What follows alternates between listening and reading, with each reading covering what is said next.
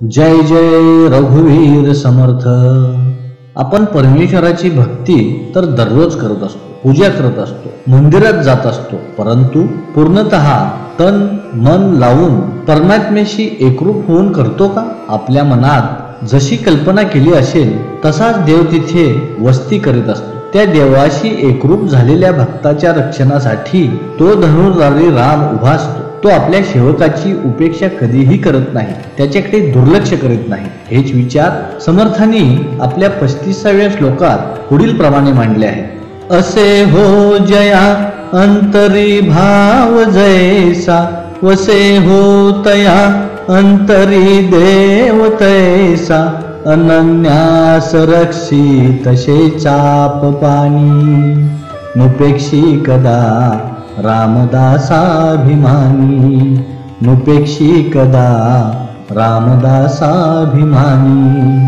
हे मना, तुझ्या मनात देवाचा जसा कमी जास्त प्रमाणात भाव असेल तसेच परमेश्वराचे अस्तित्व मनात असते. साऱ्या गोष्टीची चिंता सोडून केवळ परमेश्वरावर दृढ निष्ठा ठेवून त्याची भक्ती करत असशील तर तो परमेश्वर तुझ्या अगदी सन्निध असेल. वरवरच्या देखाव्या दाखल केलेल्या भक्तीने तू स्वतःला फसवू शकशील, पण देवाला शक्यच नाही. आणि मग अशा परिस्थितीत देवाने तुमच्यासाठी काही का करावं? तुमच्या संकट समयी सहाय्य करायला का धावून यावं? लक्षात ठेवा की प्रामाणिकपणाने भक्तिपूर्वक त्याच्याशी एकरूप होऊन अनन्य भावाने त्याची भक्ती करा तर तो धनुर्धारी श्रीराम जो स्वतः अशा भक्ताविषयी अभिमान बाळगतो तो तुझी निराशा कधीही करणार नाही. कुठल्याही संकटामध्ये सदैव रक्षण करेल. प्रत्येक मानवी जन्म परमतत्वाशी स्वतःचे नाते जडवूनच येत असतो. प्रत्येक शरीरात आत्मा वास करत असतो. तो आत्मा म्हणजे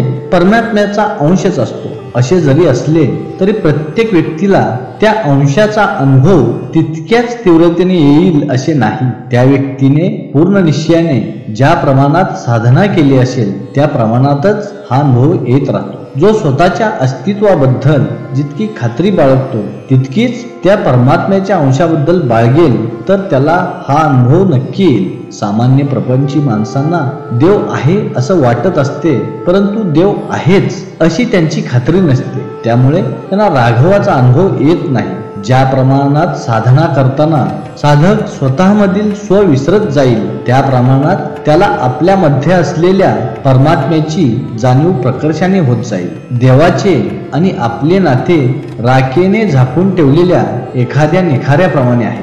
वर राख असल्यामुळे परमेश्वर प्रेमाचा अग्नी नाहीच असे वाटते. आपण पूर्ण एकरूप होऊन साधना करून फुंकर घालून ही राख उडवून लावल्यावर त्या प्रेमाची ऊब जाणवायला लागते. ती पात्रता आपल्यामध्ये आणणे हे आपल्याच दृढ श्रद्धेवर अवलंबून आहे. परमेश्वर श्रीमंतांना जवळ आहे, गरिबांना लांब आहे असे नाही. श्रीमंत मनुष्य फार तर मोठी देवळे बांधेल, दानधर्म करेल, पण त्यामुळे त्याचा अभिमान जाऊन त्याची परमेश्वरामधील श्रद्धा वाढेलच असे नाही. त्यापेक्षा एखादा पूर्ण समय वारकरी भोळ्या भक्ती भावाने परमेश्वर प्राप्तीचे ध्येय गाठू शकेल. परमेश्वराला तुमच्या कशाचीही गरज नाही, ना पैशाची ना दान धर्माची. त्याला फक्त तुमचा भाव हवा आहे. हा भक्तिभाव ज्या प्रमाणात दृढ झाला असेल त्या प्रमाणातच तुमच्या अंतःकरणातील देव तुम्ही स्वतःही पाहू शकाल, जाणून घेऊ शकाल. म्हणूनच समर्थ सांगतात,